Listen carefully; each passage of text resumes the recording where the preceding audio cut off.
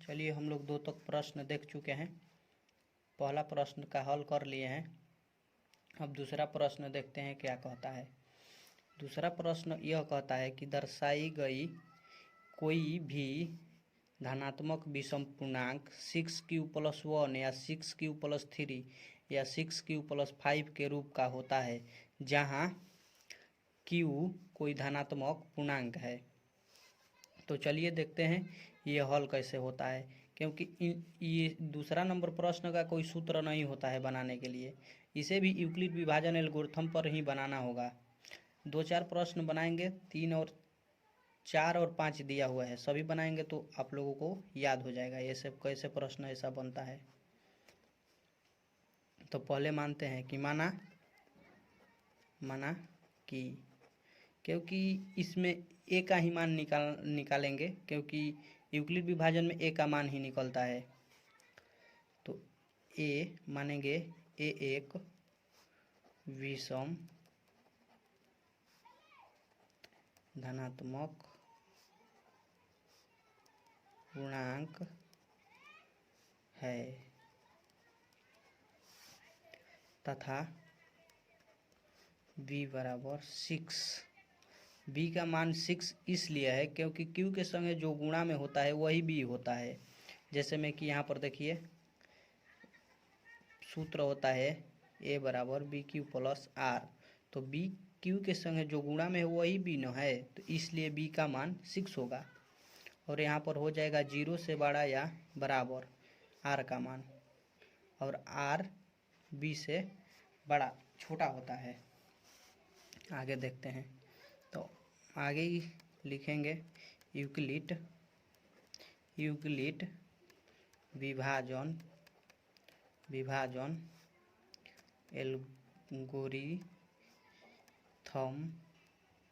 Algorithm से, Euclid विभाजन algorithm से। देखिए, तो यूक्लिड विभाजन एल्गोरिथम का पहले सूत्र लिखेंगे a बराबर bq+r।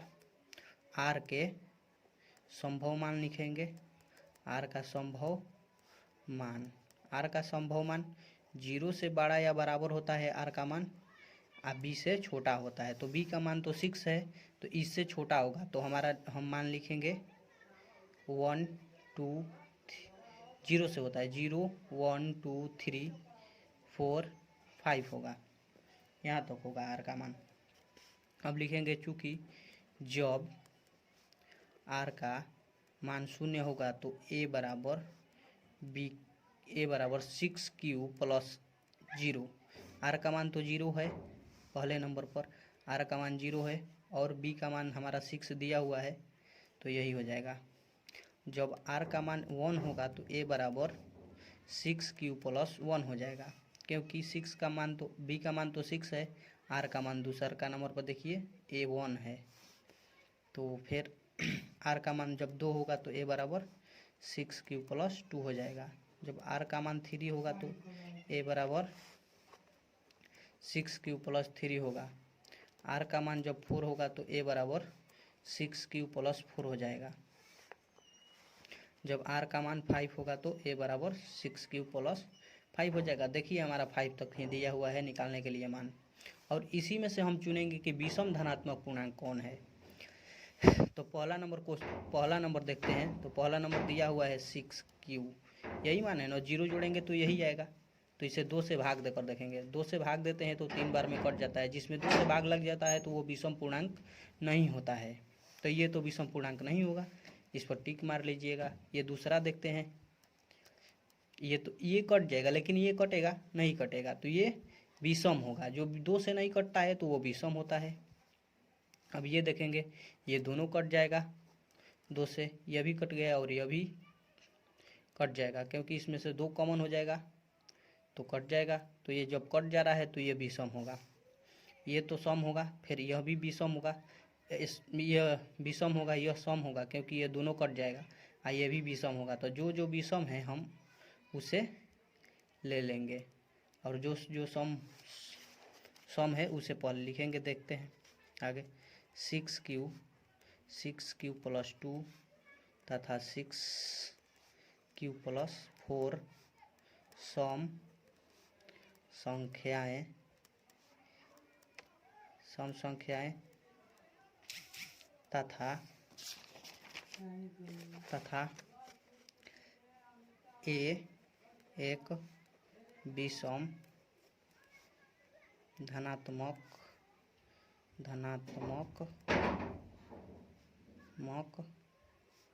पूर्णांक है, अतः ए का मान 6q प्लस 2 6q प्लस 4 संभव नहीं है। इसलिए कोई भी विषम धनात्मक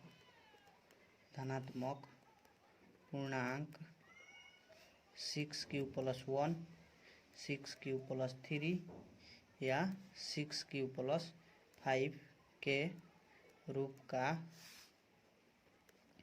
होता है। समझ में आया होगा तो हमारे चैनल को लाइक कीजिएगा। चलिए चौथा नंबर प्रश्न करते हैं। तीसरा नंबर प्रश्न इसलिए छोड़ दिया हूँ क्योंकि तीसरा नंबर प्रश्न दूसरे कंसेप्ट पर है, चौथा नंबर प्रश्न दूसरे कंसेप्ट पर ही, दूसरा नंबर जो सवाल बनाए हैं उसी कंसेप्ट पर है। तो देखते हैं, इसमें भी वही होगा। माना कि ये तो पहले भी मान चुके हैं तो मान लेते हैं। माना कि ए धनात्मक विषम नहीं पूर्णांक है, धनात्मक पूर्णांक है। सवाल मैंने तो पढ़ा ही नहीं, सवाल पढ़ लेते हैं। देखिए, यूक्लिड विभाजन परिमेयिका का प्रयोग करके दर्शाइए कि किसी धनात्मक पूर्णांक का वर्ग किसी पूर्णांक m के लिए 3m या 3m प्लस 1 के रूप का होता है। तो उसमें तो विषम धनात्मक पूर्णांक कहा था, इसमें सिर्फ धनात्मक पूर्णांक ही कहा है। तो देखिए, इस प्रकार प्रश्न 3 प्रकार का आता है। पहले विषम धनात्मक पूर्णांक या सम धनात्मक पूर्णांक कहेगा निकालने के लिए, या सिर्फ धनात्मक पूर्णांक कहेगा निकालने के लिए। ऐसा जो भी प्रश्न आए इसी कंसेप्ट पर बनेगा। ये 3 प्रकार का ही इस पर क्वेश्चन ही आता है, यही 3 प्रकार का क्वेश्चन आएगा हमेशा। तो मान लिया, अब बी का मान दिया है। देखिए बी का मान क्या दिया हुआ है, 3 के संगे जो m के संगे गुणा में है वही ना बी का मान है। देखिए इसमें भी बी का मान वही है, तो बी का मान 3 दिया हुआ है। तो बी का मान 3 दिया है, तो और आर का तो मान जानते ही हैं, 0 से बड़ा, बी से छोटा होता है, 0 से बड़ा या बराबर होता है। तो यूक्लिड विभाजन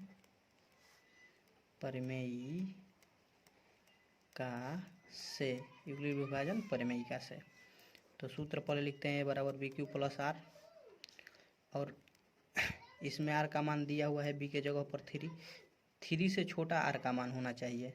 तो आर का मान लिख लेते हैं, आर का मान होगा 0, क्योंकि 0 से बराबर है तो 0 हो सकता है, 0 1 2, बी से 3 से छोटा है बी का मान तो 2 तक ही होगा। अब फिर वही करेंगे, जब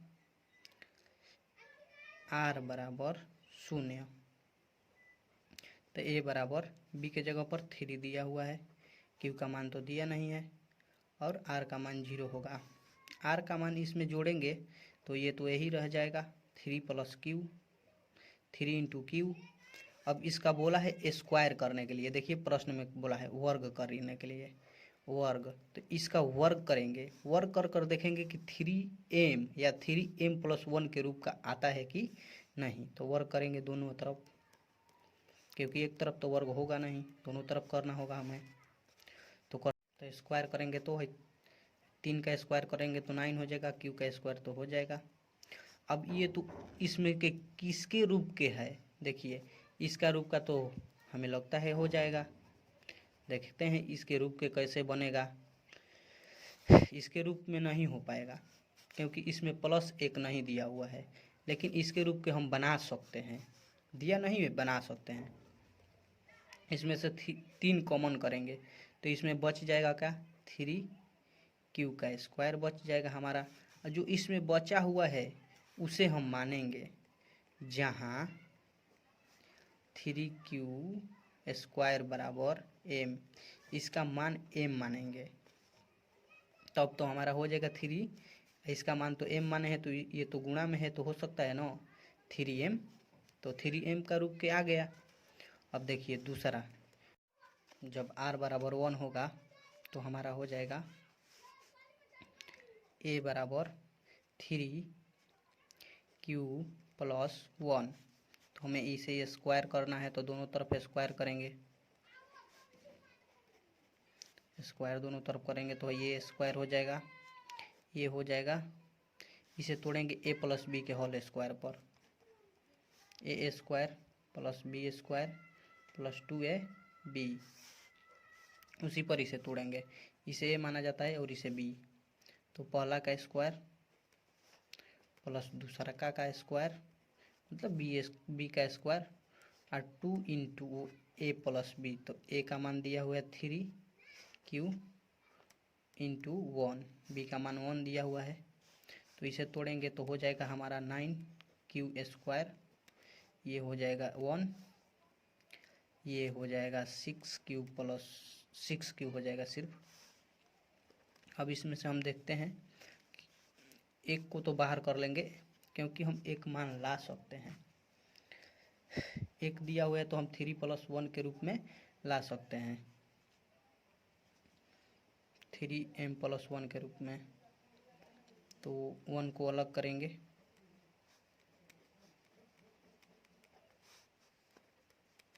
इसमें से कॉमन करेंगे, 3 को छोड़कर जितना है उसको कॉमन कर लेंगे, 3 स्क्वायर प्लस 2q, 1 बच जाएगा हमारा बाहर। और हमने बताया कि जो इसमें होता है उसी को माना जाता है, तो हम मानेंगे जहाँ 3q स्क्वायर प्लस 2q बराबर m, तब हमारा हो जाएगा 3m प्लस 1 के रूप का आ गया। अब देखिए जब हम r बराबर 2 रखेंगे तो a बराबर 3q प्लस 2 हो जाएगा, दोनों तरफ स्क्वायर करेंगे, दोनों तरफ स्क्वायर करेंगे तो यह भी होगा a प्लस बी के होल स्क्वायर पर टूटेगा, तो इसे भी तोड़ते हैं, पहला का स्क्वायर प्लस दूसरा का स्क्वायर प्लस 2 इंटू पहला गुणा दूसरा, तो ये 9q स्क्वायर हो जाएगा, ये 4 हो जाएगा, 3 दूनी 6 और 6 दूनी 12q हो जाएगा। ये तो ना इसमें 1 है, देखिए इसमें 1 होता तो 3m प्लस 1 के रूप के ला सकते हैं, तो 1 नहीं है, लेकिन ये तो 3m भी नहीं बन सकता है, तो हम इसे 3m प्लस 1 के रूप के लाएंगे। देखिए इसे कैसे उस रूप में बनाते हैं हम, 9q प्लस इसे लिख सकते हैं 3 प्लस 1 लिख सकते हैं, क्योंकि 3 में एक 1 जोड़ेंगे तो फिर वही मान आ जाएगा,